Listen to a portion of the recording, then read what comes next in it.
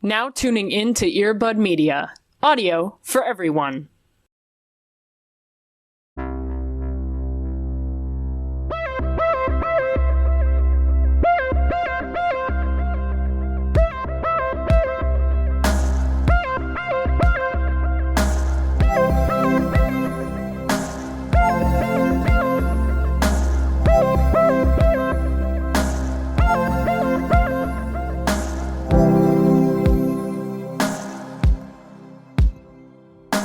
Nobody knows this, but we have done a collective, 5 hours. Just here. Of podcasting. And, well, you know what? This is fine, because we haven't really said anything yet. Sure. That we are doing our Sweeps Week this year. That's true. I guess we haven't done a formal announcement. We haven't done a true formal announcement this year. So that's fine. Just a little The leak, folks. you know?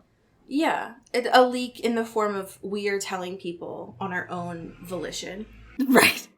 Something to consider for you all listening is over the next month, probably, starting to think about what y'all want us to do in the fall. Mm-hmm. So that we don't have to make that decision Right. ourselves. Yeah. So we don't have to choose. But I would say get excited, because they've been good so far.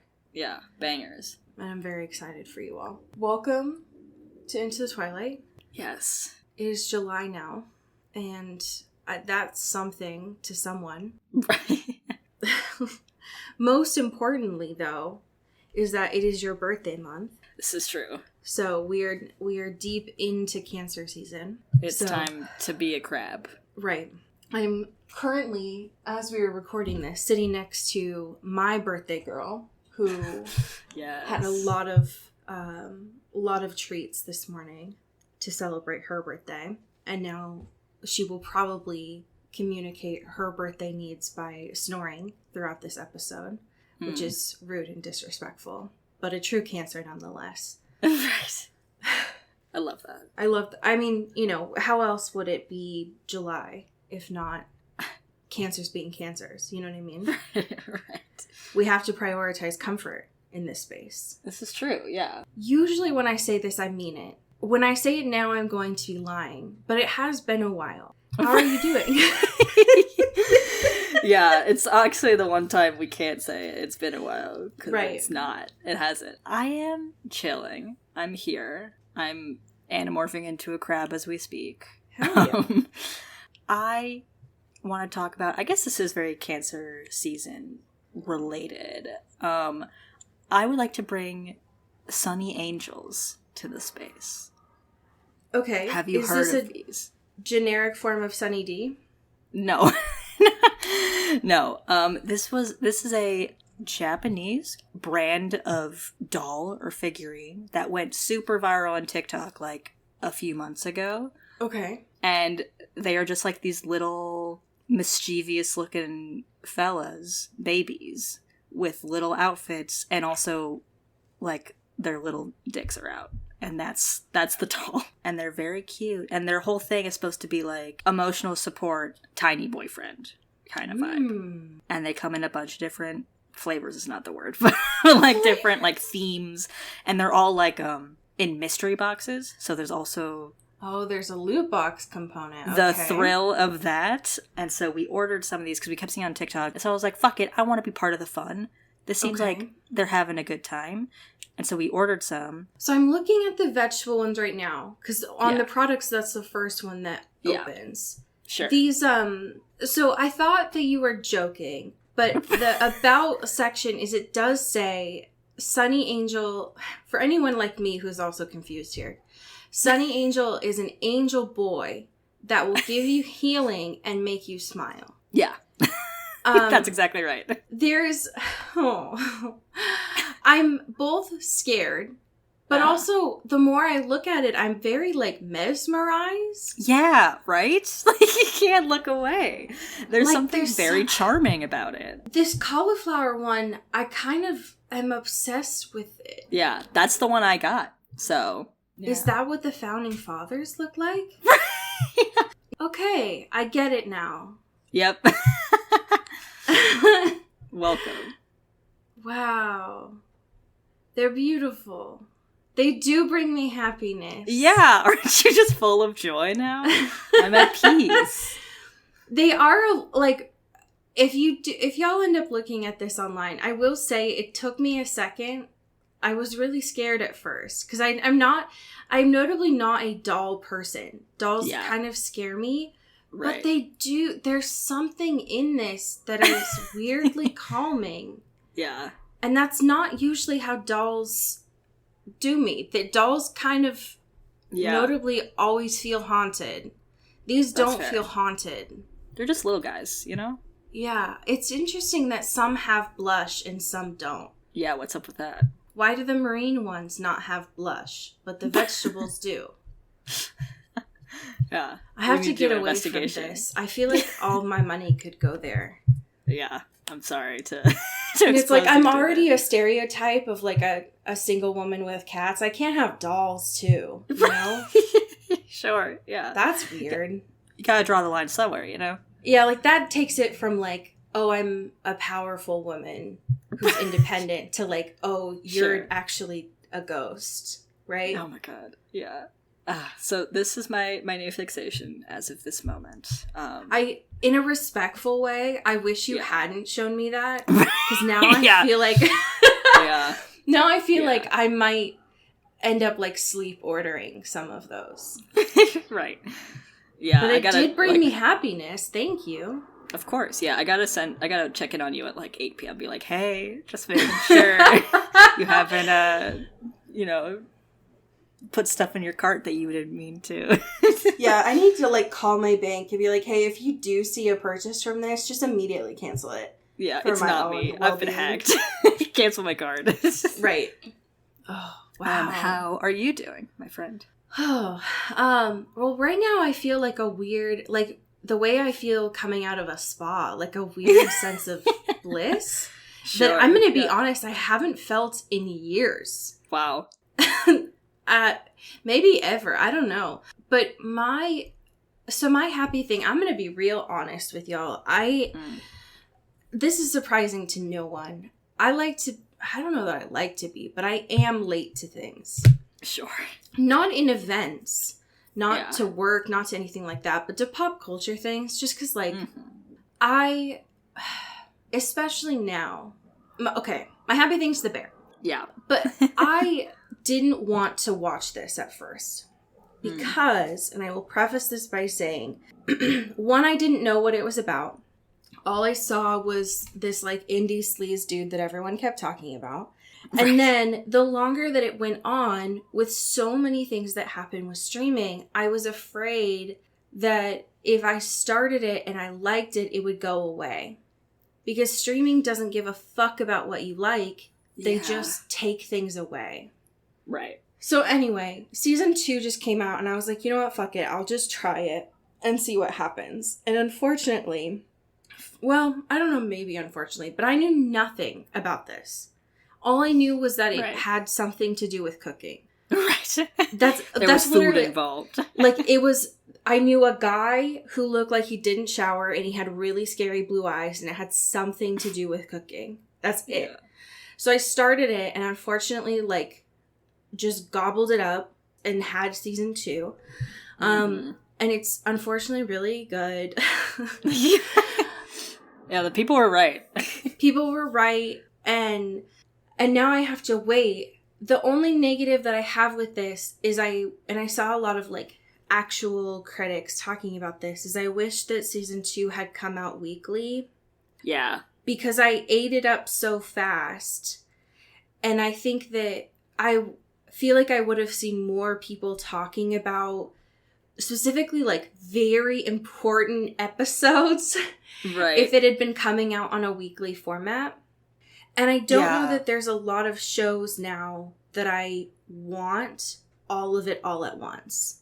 Yeah, I fully agree, because I think, and also it's a weird thing with FX and Hulu, right? Of some shows are weekly on their service because they're also going on the FX channel. Like, they're actually going on cable. Like, Dave is weekly. There's, like, a bunch of other FX shows, Saint Omer or whatever. Like, there's even a bunch Atlanta of shows that are, like, Atlanta, yes, right. Weekly.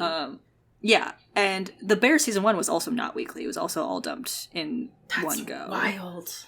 Which I completely forgot about because it felt very weekly. But it was not. And so it's like, I get that they're doing like, and a lot of, cable channels that have a deal with Hulu do this as well, but it's just very weird which ones get the treatment of being a, quote, streaming exclusive and which don't.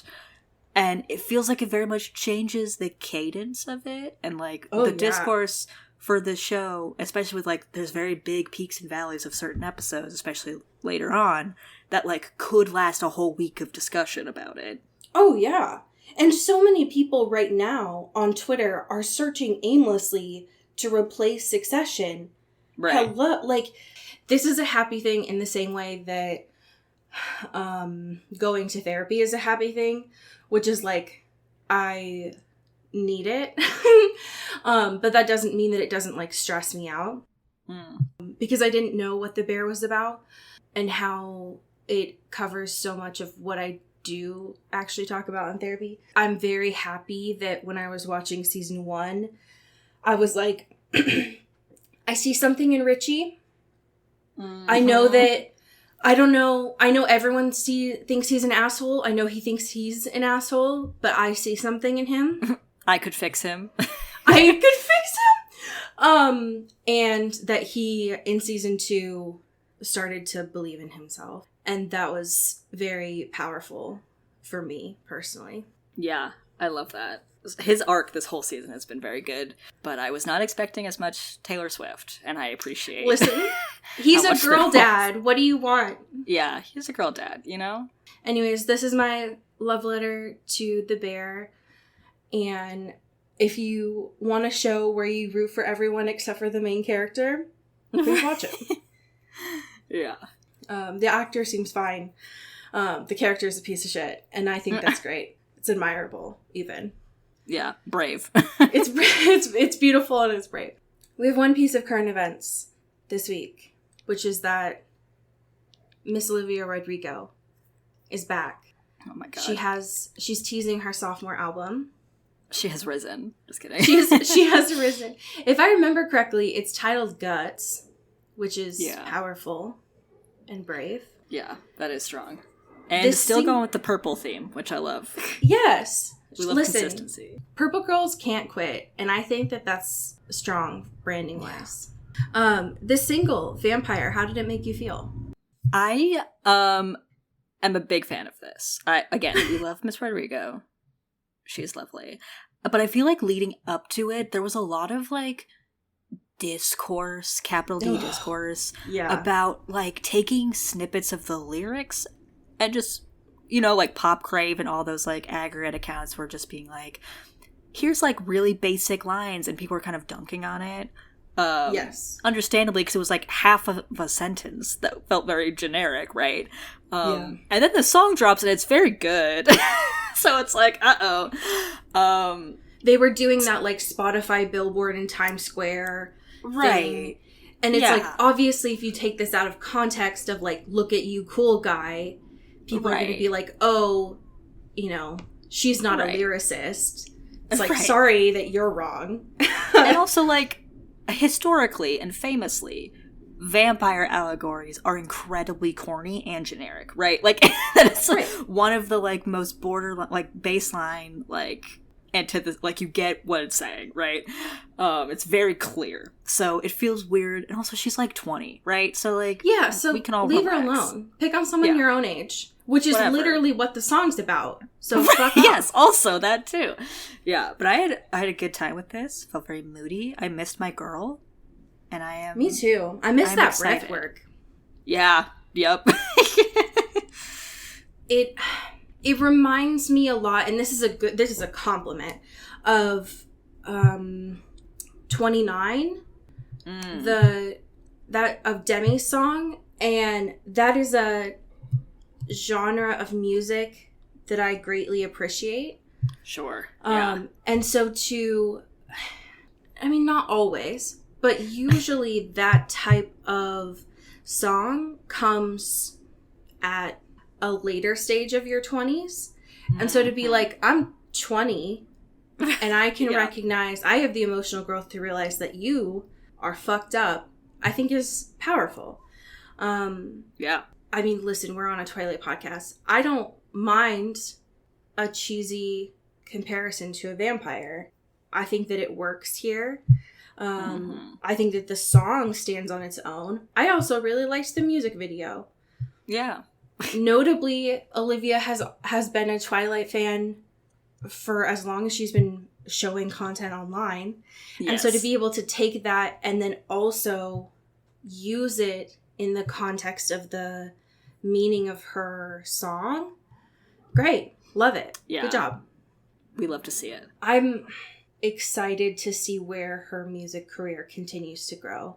I'm also excited because I think that one of the complaints people had when she was doing concerts before was she only had her first album and it was like 45 minutes of music.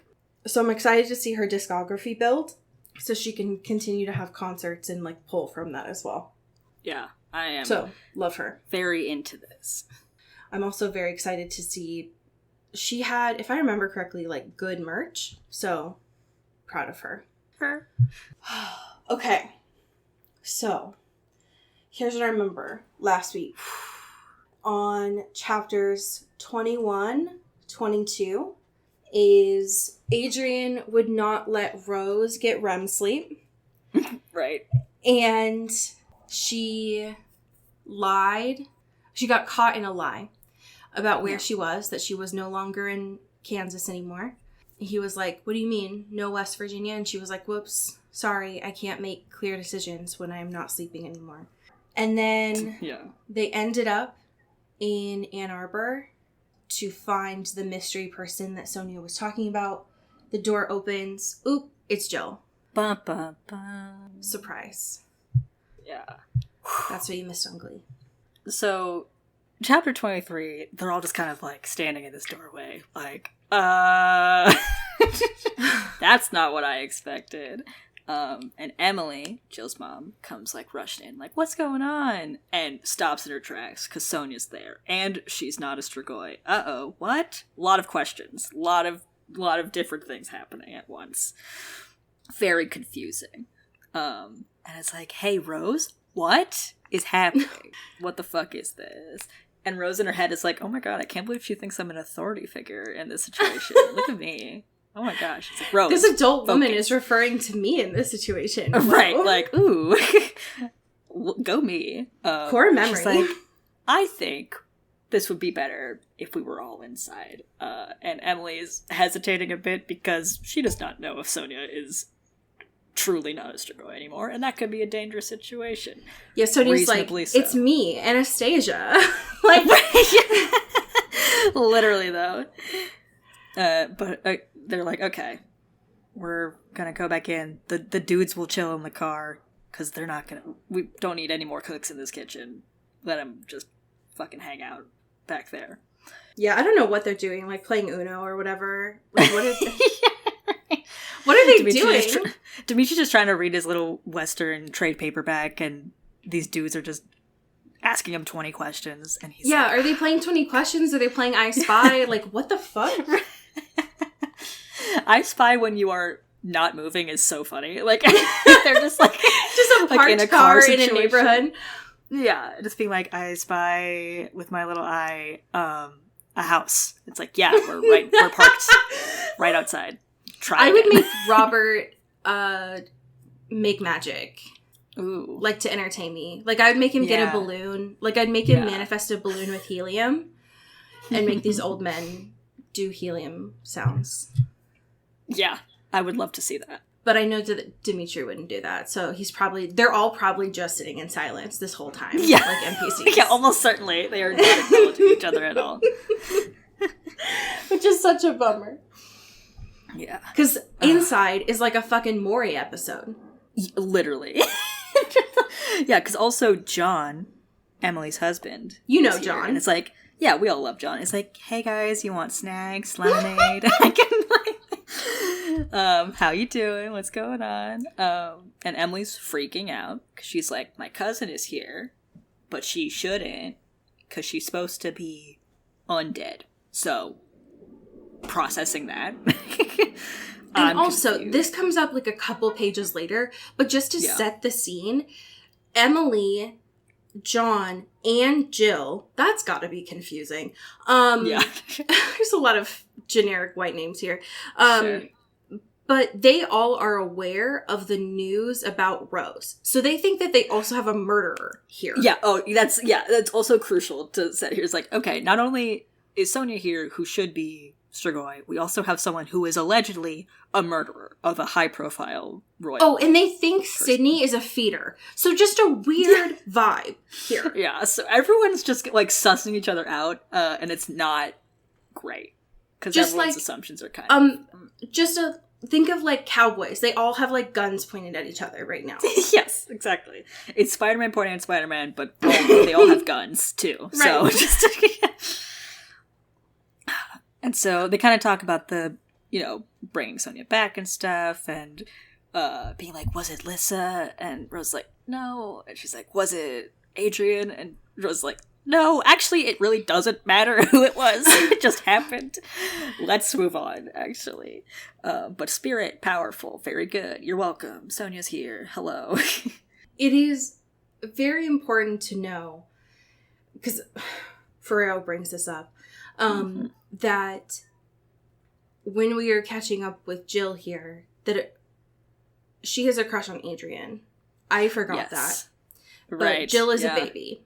So, Yeah, she's BB. anyways, they're unsure why Sonia's here. They're referring to Rose as an authority, even though they think that she's a murderer. And also, Sydney is about to jump out of her skin because they think that they're about to bleed her dry, even though she's a human. Right. And she's like, I'm an alchemist, actually. And everyone's like, blank, blank, what? Huh? And Rose is like, don't worry about it. She's chill. Please don't eat her. Thank you.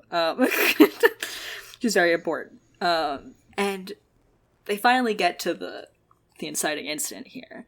Yeah, And Rose, is no like, preamble, as usual. Right. It's like, hey, so Sonia's here. Great. Love that. We are not just here for that, though.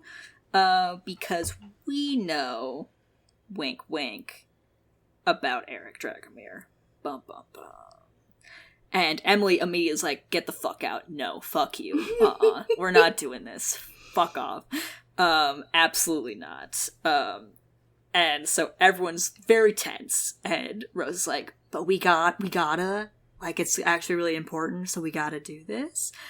And then Emily now yells at Sonia. It's like, you broke your promise. How dare you? You said you'd never do that. And, like, listen, I get the idea that she technically didn't, right? Like, she technically didn't, but she's still there. Right. She brought them there, and she is, like, standing there, chilling and hanging out. So it's like, you kind of did, though. Like, it's fine. Like, you're free on a technicality, and that's okay. But I feel like you also should be getting yelled at a little bit, if that was a big deal, And this whole time, I think Rose is under the impression that when she's about to break this news about Eric Dragomir, that she's going to split this family apart. That Jill doesn't know that John isn't her dad. Like, that there are levels of this secret here. Which is why Emily is like, get out. She's very like JoJo right now. Right. Yeah, I can't leave. Because also, obviously, not only does Jill not know anything about this, but John doesn't really know anything about this either. Right. Like, he knows that she has a past, and, like, obviously he's not. And, like, Jill knows that John is not her father, because he refers to him as, like, a stepfather. Yeah. But doesn't know that, like, who the capital F father is. Right. And neither does John. So, there's a lot of moving parts here that are not great for Emily. And it's not nice. And I would argue it's not even ethical that this is being done, that, like, Emily is not the one that's doing this, that, like, Rose is having to do this. Right, and, like, pulling it out of her. Yeah. Right. I understand why Rose is doing it, because it is a literal, like, life and death situation here. But it's still not, it's not good. I do love, too, like, this scene is very rough, but there was a very funny bit in which, John gets really mad and it's like, if nobody gives me an answer in like 30 seconds, I'm calling the police and the Guardians. And so Rose just looks at Jill and is like, that guy's not your father. And Jill's like, I know that. Like, is that all you came here for? Because I know. Right. It's like, I know, my mom told me I was adopted forever. Like, not adopted, but it's just like that kind of energy. It's like, yeah, dude, this is not breaking news. And Jill like looked disappointed. She's like, that's it? That's all you came here for? That's all you had? I know that's not the gossip I wanted. It was like, okay, right. But your real father is Chaboy, Eric Dragomir. Uh-oh. Bum, bum, bum. And John is like, just confused this whole time. This poor dude is super supportive. He loves his family. He's just really confused. Yeah. And Jill is like, no. My dad is just some like dope who ran out on us. Right. And this is very like Princess Diaries, where she's like, shut up. Like, no. Right. I'm not a princess. Royal? Who, me? It's funny too, because Jill says that about like, he's just like some guy who walked out on us, and Rose is like in her head, like, I mean, it's not wrong. He also kind of died, but like, it is. You're right. But same finally, guy. So finally, Sonia's like, Emily, and I didn't really get this. I think this is the first time that we get this context, but apparently Sonia's like 10 years younger than Emily. And Sonia's finally like, cut the bullshit. I know you've been trying really hard to keep this from Jill, but like, you don't have the time to do this anymore. It's not really up to you anymore. Right. Yeah, it's like it's exceeded past your relationship to it. Yeah. So she's like, yeah, I mean, Rose is right, so. Yeah. And apparently she, like, had a job at the Witching Hour, that, like, Las Vegas shady club where everyone was talking about Eric Dragomir back in the day. And Rose... Rose sometimes, she's, like, one of the smartest people in this world. But in this moment, she's like, wait a minute. The place that I went to where they talked about Eric Dragomir? Man, like, girl... What are you talking about? Why is this surprising? It's like such an aha moment. Like, it's written at least in that way of being like, oh my god, it's all coming together. We were there. Girl. And they talked about Eric Dragomir. You mean and having the women. Hotel for this world? Like where the vampires go? Yeah, girl. Yeah. Come on, man. You're better than this. Anyways, it's not... Like, Emily's fine. Which I love. Thank you for writing it this way. Mm-hmm. Where she was like, we hooked up. Yeah. It was fine. It happens to the best of us, Right. He really loved his wife. He was just struggling. And I didn't care. I didn't need him. I didn't want anything from him. It was just that I got pregnant. So, like, the only thing that I accepted from him was money. And Rose, known for her respectful, kind nature. Sure, yeah. Blurts out. Because Emily's like, listen, I didn't want to blackmail Eric. I knew he was royalty. Like, I didn't want to fuck with that world, right? I just wanted money to make sure that Jill's future was secure. Had a future, and could do whatever she wanted to. And without fucking thinking, Rose is like, it doesn't really seem like you live with money. It's like, seems like you're not really utilizing that money the way you live. It's like, damn, bitch, you live like this? They pulled up to a fucking brick home with a nice landscape. Like, girl. It's so funny. Like, shut up.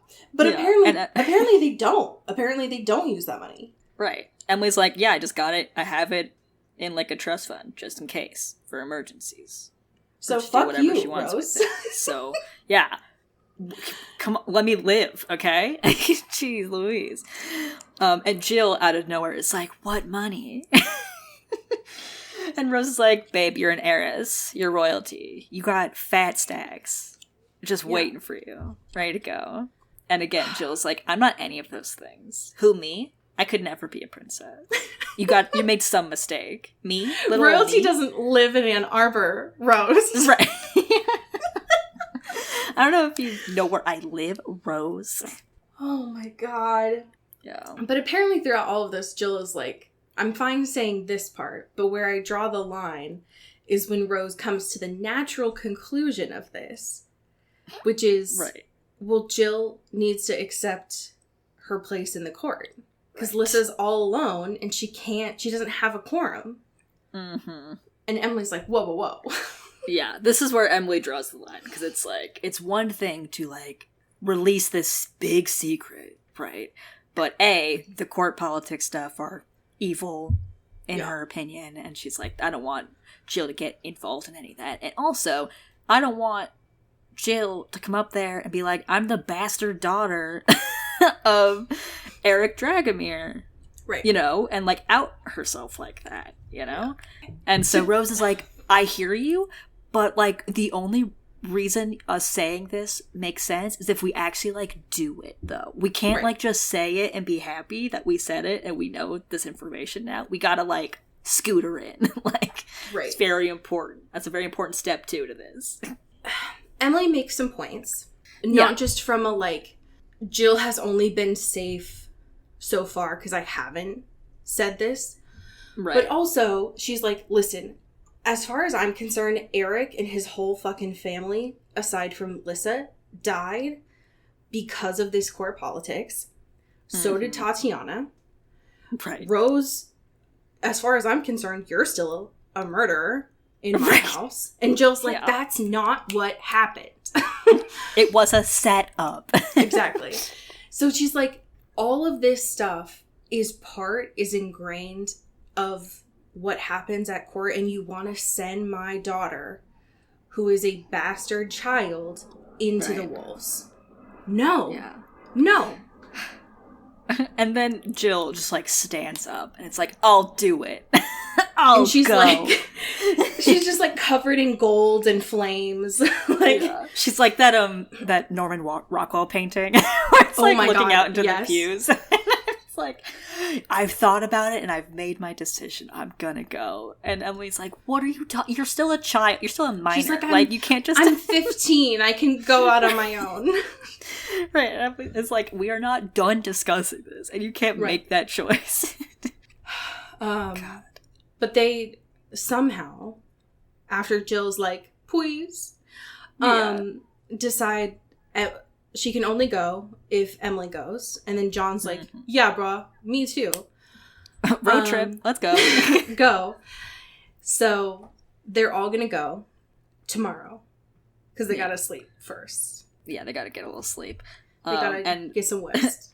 Emily's like, listen, I still think you are probably a murderer, but I guess you can sleep in my home. Yeah, even if you're not a fugitive for that, I know that you've done some fuck shit. Yeah. But I'm going to let you stay one time. Because Jill says it's okay.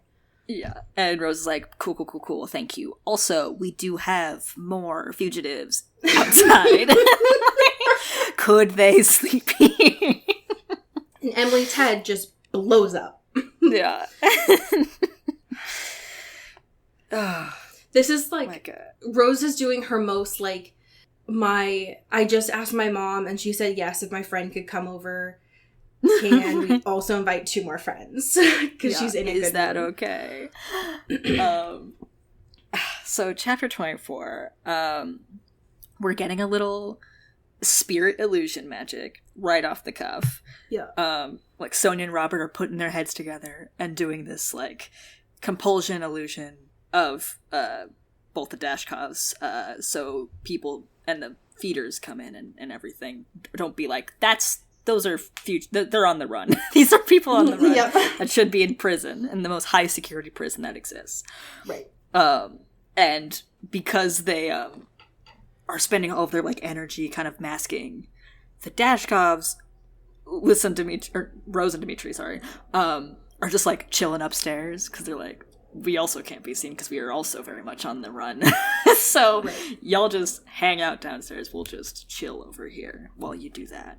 And then Emily gets the equivalent of pizza delivered.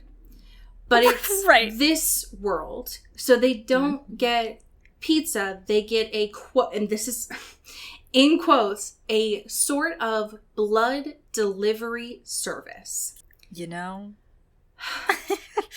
You know how it is. Now, apparently, this is Rose's perspective, right? So this is new to her too. Apparently, this happens where a feeder is brought to the home traditionally. And a Moroi usually accompanies them just to make sure that the feeder is still alive, probably.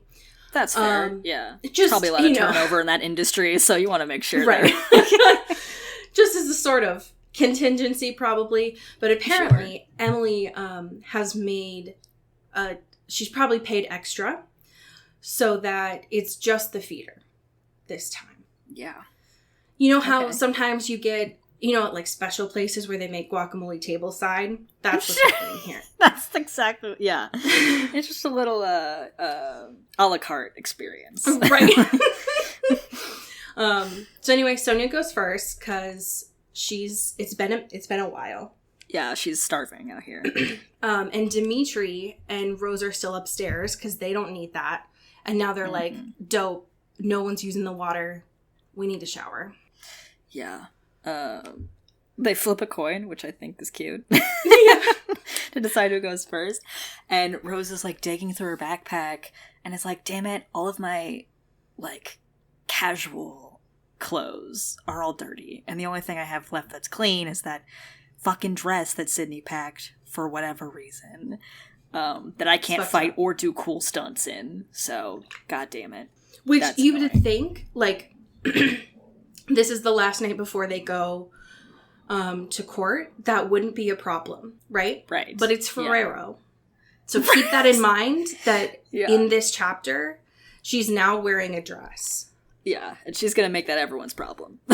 She's going to make that known at every circumstance. That she is wearing a dress. Please do not forget she's wearing a dress. Right. God damn it. Also, I didn't say this before, but Sydney is downstairs. Because I know you all will worry. She is downstairs. Right. Everything's fine. She is She is good. Yep. So, Dimitri goes next, and now Rose gets to check in on our most important character, Alyssa. Yeah. It's back. We're back to the dream space, baby. Back to the Bond babes. Yep. And it's time for our favorite 3 kids standing on top of each other in a trench coat to do some more investigating. Oh, God. Because we haven't had enough of it, apparently. I'm so tired. Can we, like, they could have outsourced Abe to get, like, a PI or something. Like, oh my God, they have all the money in the world. All the resources in the world. Absolutely. And these Why does it need to be are trying to just, like, do this themselves. I can't. Ugh. Because, what else would Lissa be doing if not just putting herself in so much danger right now? Yeah. You know what? That's a great question. We have not had a lot of Abe in this. Where is he? What is he doing? He said he was going to help and be helpful. And he's been where AWOL is he? This whole time. Is he writing a fucking cookbook? Like, where is he? Yeah, I'm confused. So stressed. I'm confused. God. Can't trust anyone. Can't trust any father figure in this book. That's so fucking real. Okay. Anyways, Ambrose is here. Yes. He's done a crime. Ready to just get berated again by these for his sexual choices. Yep. He's done a crime, but notably not murder. Yes, just a little thievery. A little light thievery. And it's like, hey, so I know you guys still don't trust me for shit, but I broke into Tatiana's room, and I found some papers that I think you might want to see. I did it so you could trust me more, not less. This was to win you over. Yes. And most of the papers don't seem very relevant to this, but there is one that is almost extremely too relevant. Almost seems like a motive. Perhaps. And it's like essentially very high level court politics of like, hey bestie, I'm like pretty surprised to see like how everything's been unfolding. I thought we had an understanding that we like needed more young guardians and not to waste the potential of guardians at that age, especially the women. It feels like Aaron Burr wrote this. Yeah, it's like, so I'm fucking confused about what's going on here. And I'm also confused to hear that you want to release Dimitri from his guards, even though we all know he's still a rotten little Strigoi. Can't be trusted. So that's fucked up. And I don't know what the fuck's going on with you. I have, no faith in this. I'm confused. Right. And all of these, like, encouragement of Lyssa and, like, the degradation of the Dragomir line that should just, like, fade out already. And I love that at the end he's kind of like, hey, or whoever this is, they're like, I'm sorry to burden you with so much condemnation, but I hold you in the highest regard. And it's like, homie, you just spent like 3 pages dogging on this woman for like all of her choices. And it was like, but like, don't get it twisted, bestie. I still love you. I still support you. Like, you're so important to me. It's like, what? The thing that catches Lyssa's eye about this letter is that it refers to her in it as, quote, your prodigy, Vasilissa Dragomir. Right. And so when looking at this, it's typed. There's no signature on it because why? Who would do that? But You're truly your murderer. But it's very clearly it's not from. It's from an enemy. Yes, right. In here, but it's clear that the. Maybe or maybe not Tatiana knew who the sender was, because it's referencing some stuff that's not only recent, but it could have been using some specific language that maybe she knew as well.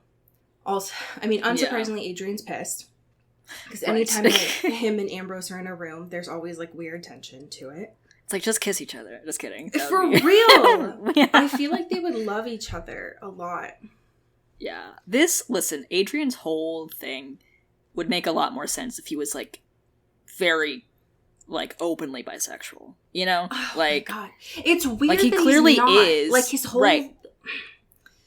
I find his whole thing points to it. But it's just, like, I just want to see him kiss a boy once in this. Is that a crime? No, it's not. Especially because the way that the book writes Adrian is he's, like, lanky, skinny... and Ambrose is like buff Hercules vibe. Like, it's great. Yeah. It's great. Adrian smokes clove cigarettes. Like, can we just get there? Can we? I'm so mad about it, honestly. Yeah. Like, why is there this tension? It's not about his great aunt. Right. Yeah, who he didn't even like that much. No. Let's be fair. Let's be real. No, it's because Ambrose smells so good, and he's always oily in, like, a good way. Like, and he's always rubbing slick, up hot older way. Ladies, and he's jealous. Exactly. Like, come on now. Anyways, this letter seems to provide more questions than answers, but Ambrose is like, listen, I'm providing this transparency so you don't think that I'm sus anymore. Mm-hmm. Okay? Are we good and now? They're still not sure. But it's so clear that Ambrose did not do this. It's literally the clearest thing in the world. And also, at one point, they're like, okay, thank you for giving us this. Can we look at the other letters to make sure you're right that they're not relevant? And he was right, they were not relevant. They're all, like, legal jargon shit. And internally, both Lyssa and Rose are like, I don't know if I trust this guy. He probably didn't show us all the things he got in there. It's like, can we just give this guy a break? Why? I mean, first, like, I think that's a natural suspicion to go through. But also, why would he go through the effort of showing you this? It's just clear that Ambrose is a red herring. It's not him. Especially when what happens after this is like we need to be paying more attention kind of thing. Right. So I just want to thank goodness that Eddie, when they all went to go see Ambrose, Eddie was with them. I will say that. Yes. Oh my god. Yeah. I will always, Eddie is one of, if not my favorite character of these books. Yeah. I love him. He's so good. I protect him with everything. Right, exactly. If I'm not directly talking about Eddie, I'm always thinking about him. Yeah. This, honestly, I was waiting for something like this to happen. I'm surprised it took this long. Yeah. But I was gagged a bit, I can't lie. It's like they're leaving, right? Right. They're like kind of just about to head out, and Eddie's like kind of like shifting in full guardian mode, and Lissa's like, what the fuck is going on? the Spidey senses are going off. Leave him alone. The Spidey sensors are going wee wee wee, and they see a Moroi shadily hanging out in the trees in the courtyard, just kind of peering out. And it wasn't Abe. looking in. Abe's No. usually the only one who does that. It's not him. Right. Yeah. Like, very importantly, not Abe. And the guy starts, like, kind of moving forward, but Eddie's, like, already running. Already, like, going full sprint. And sussing this out as, like, this is bad news bears. This is not good. Which... Because the Moroi, Mm-hmm. Lissa hadn't seen this, but the reason why Eddie started racing toward him is that the Moroi was heading towards Lissa with a knife in his hand. Yeah, he got a knife. That's why He's Eddie's got, like, Spidey senses were going off. Also, like, the nerve of, like, hey, being a Moroi is wild, just, like, wielding a knife at someone, but also, like, broad-ass daylight. Are you... what? Right. Like, what's happening? Right, because that's supposed to be their nighttime. Right. So, like, maybe, right? Like, that's their... Yeah. Sure. I guess that's when you would do crime. I guess that is typically. the crime time. Yeah, sure. It's just funny for us, because it's like, it's 2 p.m. Like, what you doing? Right, it's like we can all see you very clearly. Right. And so now Eddie's just, like, fighting this dude. No trying not to questions. get stabbed Gone. in here. Yeah, and this dude is apparently, like, super strong for a Moroi, and, like, seems like he's been trained to fight. Like, he's got hands, you know? Yeah. Which is not what Moroi are typically... That's not a thing. Right, so this is very unusual. Yeah. And Eddie kind of, like, you know, makes his claim on it and stuff and pins him down and gets the knife out. Hopefully just, like, chilling the situation out a little bit. But also they're getting in, like, a scuffle, and, you know, he's got the knife, and Eddie's just like, no, please, God, it's on my neck, fuck. Because the like, Moroi, blocks Rose it. makes a note of this. The Moroi has, like, scarring all over his hands, very clearly trained with this knife. Right. So it feels like this guy's a master at this blade. An assassin. He literally, like, he only wants to kill. Yeah, he literally studied the blade. So Yeah. And the only thing that Eddie has on him right now is his stake, which, like, right. Listen, that thing will fucking kill you. So, Right. I mean, what else you gonna do? Right. And Homie so was he about to fucking kill a stakes royal. the guy. Yeah, so he stakes the guy, and everyone's like, uh-oh. That doesn't seem good. Yikes.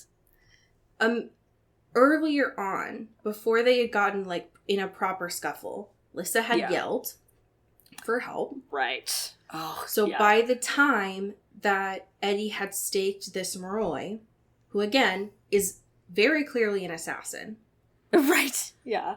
all of these guardians from the court come in, and what they see is Eddie, a court guardian, not like capital C court, but like a guardian, Yeah. holding a bloody weapon over a dead Moroi.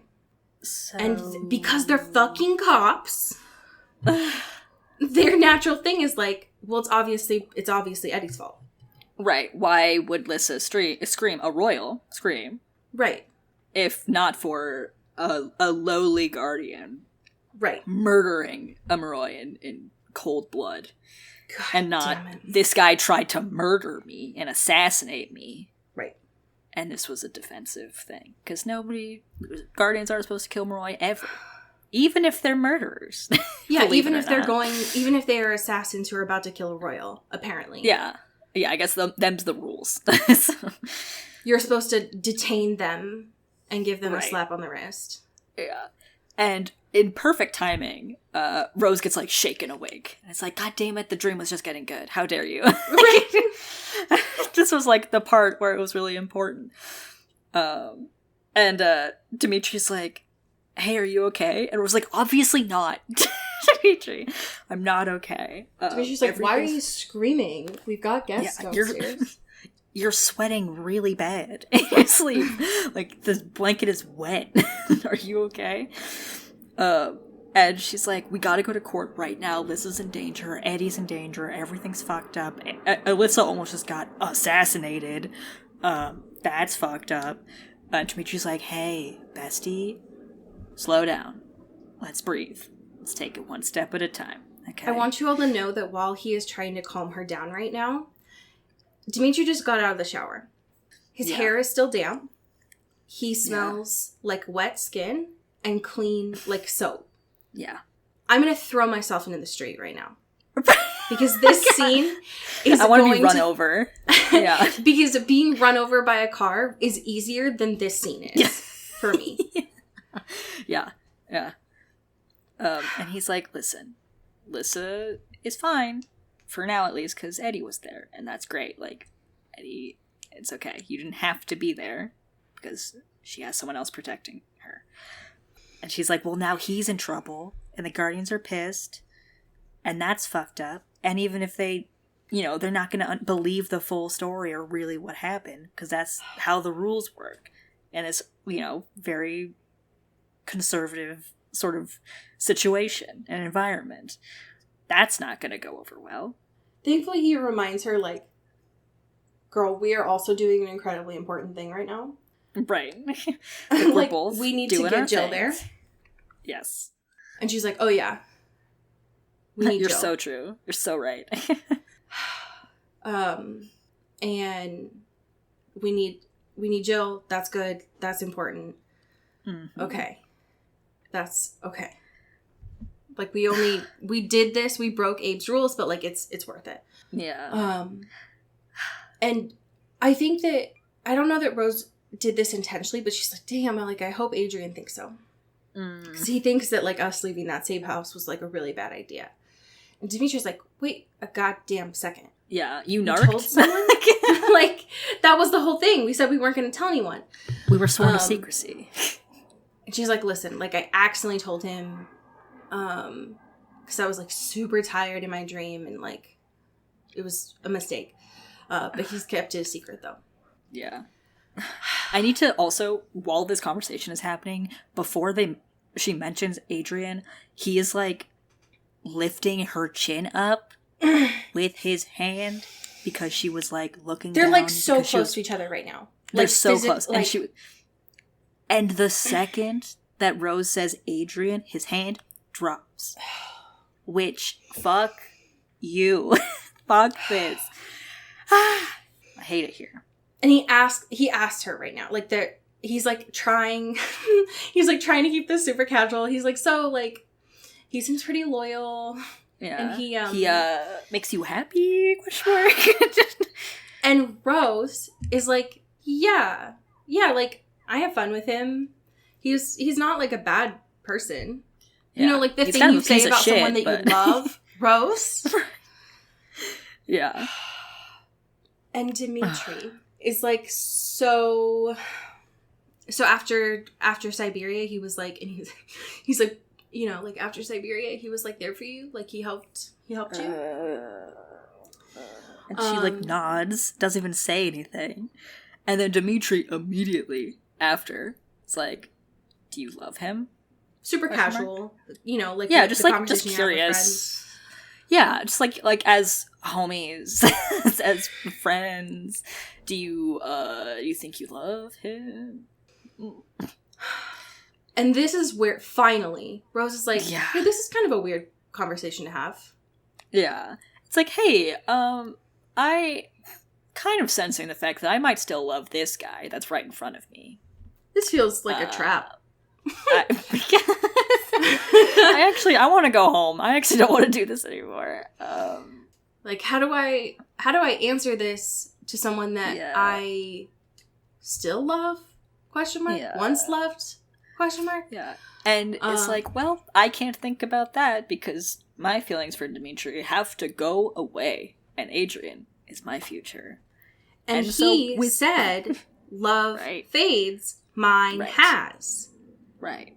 So mine will eventually, just and not yet.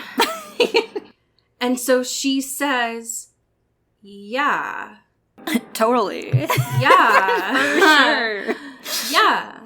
I do, and note, this is very important. She says, I do love him. I'm not in love with him. I love him. Yeah. You know, like I love milkshakes. I love trinkets. Sure. I'm not in love with trinkets. That's a TLC show. Right. And Dimitri... suddenly it starts raining. He's looking out the window. Yeah. Suddenly Breakaway starts playing. Right. And he's like, oh yeah, good. I'm glad. I'm stoked for you. That's so cool. That sounds great. So sick. Yeah, I love that for you. Notably and very Rose is like, intuitive. what's Rose wrong? is like, what's wrong? Are you okay? You seem like upset. I thought the whole thing about being a guardian is that you're supposed to be intuitive. I thought you're supposed to pay attention to your surroundings. What the fuck happened? Oh, God. This fucking speech Dimitri does is so fucked up. He's like... I don't know what we've done to deserve this. Yeah. Furrow, did we insult you? Did we piss you off? Did I do something in a past life to just, like, for you to decide that this is my penance? Because it's working. Yeah, did I karmically do something to deserve this? And he was just like, no, it's good. I'm chill. I'm fine. I just want to make sure that, like, you're good and you're happy. However, things have been changing for me. And I've, like, been thinking, you know, ever since, like, Donovan and Sonia, and I thought that I was like done changing when Lissa saved me, but it turns out I need to process and heal a lot more than just one day. So me, I'm like, yeah, it's so real for that. And it's like every day I actually figure out like a new emotion that I've forgotten to feel, and some beauty that I didn't see before. And I want to die. That was me, not Dimitri. Dimitri didn't say that. I'm no. I mean, he probably clarity. feels it, but like... Yeah. I just don't... I don't understand why this is so painful. I got into the show for jokes and goofs and painful, like, cringy stuff, and not, like... Yeah. I would painful. Physically ripping my heart out would be easier than reading this. And so naturally, because Dimitri can't fucking help himself, they start talking about her hair again. Always so horny. And the fact that she's like wearing a dress right now. Yeah. And she cannot figure out why he is looking at her the way that he is right now. And she says it's awe, wonder, sadness, and regret.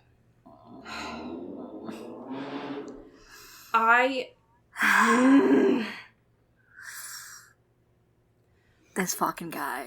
I swear to God. He's like... it's always been you. Right, exactly. Like, time. And she finally gets it because she's like, it finally hits her. She's like, oh, I'm feeling butterflies. I'm having cardiac arrest. I don't know What's happening She like here? turns around and is like, wait, do you fucking like me? Gross. The last time that I felt what I'm feeling right now was when we were in that cabin. What? This is the last time that you looked at me this way. Wait a goddamn sec. What? And Right. they're so close. I cannot tell you right now how physically close they are right now. Yeah. That when the door opens and Sydney goes, she takes like 2 steps in and immediately is like, oh my God. Like, I am interrupting something.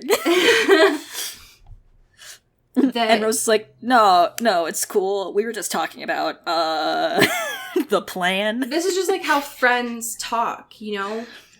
Like when it's you know this when you, intimate. like, whisper sweet nothings to each other? Like, maybe a centimeter apart, if that. You know how like friends do. coworkers look at each other like they're in a trance sometimes? Like that's just how it happens. Yeah. You know, we've all been there, right? God bless Sydney though, because she's so uncomfortable. She's like, I hate whatever you all are doing right now. Yeah. I just needed to come up here because it's actually awful downstairs and I can't deal with it anymore. Right. It's like, I need backup stat. But it's somehow worse up here, so I don't know where to go. Yeah. So Yeah, I poor hate Sydney. this. It's just, and every part of this journey has just been so uncomfortable. this Aiden needs to entire give time. after this. Aiden needs to give Sydney so much money so she can just go to a spa and Yeah. just relax.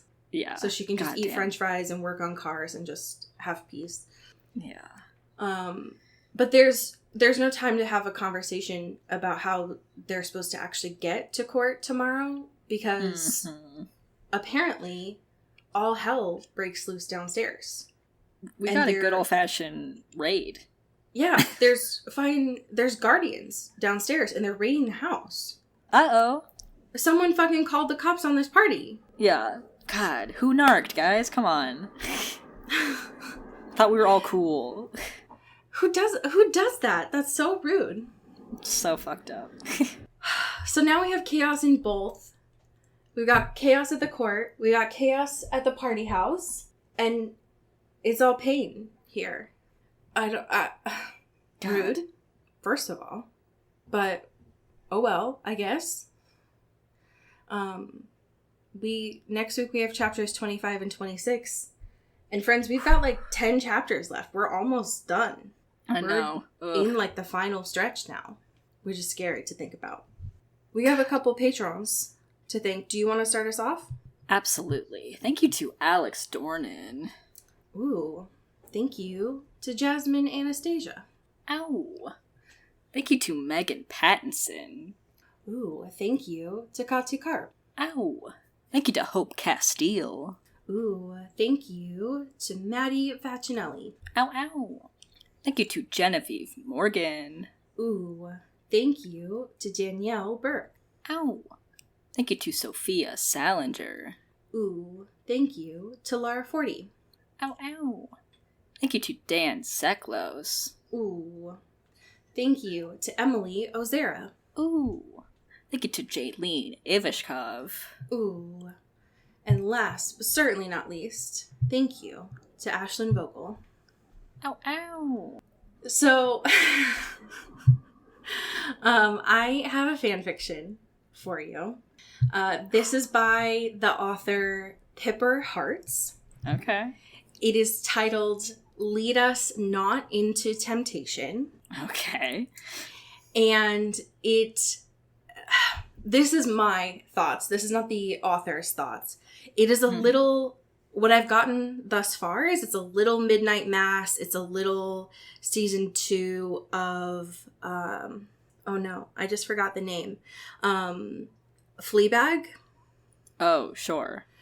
So the summary is, not long after being turned into a wicked creature of the night, Carlisle runs to a small town in France, hoping a life of serving God will help him find salvation until he finds his soulmate in one of his parishioners. So this is from chapter 1, and some of the tags include religious guilt, So I'm sorry ahead of time. Okay. All the while, I could feel her eyes on me. Even when I couldn't see her, I knew she was looking at me with the same awe and longing. I would sometimes catch myself staring at her, making me wonder if, whenever I heard her heartbeat quickening at my sight, she felt the same desire for me as I felt for her. I repeated in my mind the ending of the Lord's Prayer again, asking for forgiveness as I let my mind wander to her, feeling the shame that would fill my soul whenever I thought about her not as one of my parishioners, but as a woman, begging for strength to banish those sinful thoughts and to be able to punish or push the temptation away. I turned around from the altar to face the congregation after the proper prayers had been said, so I could give communion to the faithful crowd that saw me as an example of the man of God, a man I once foolishly thought myself to be before becoming the monster that now stood at the sight of everyone in the house of God.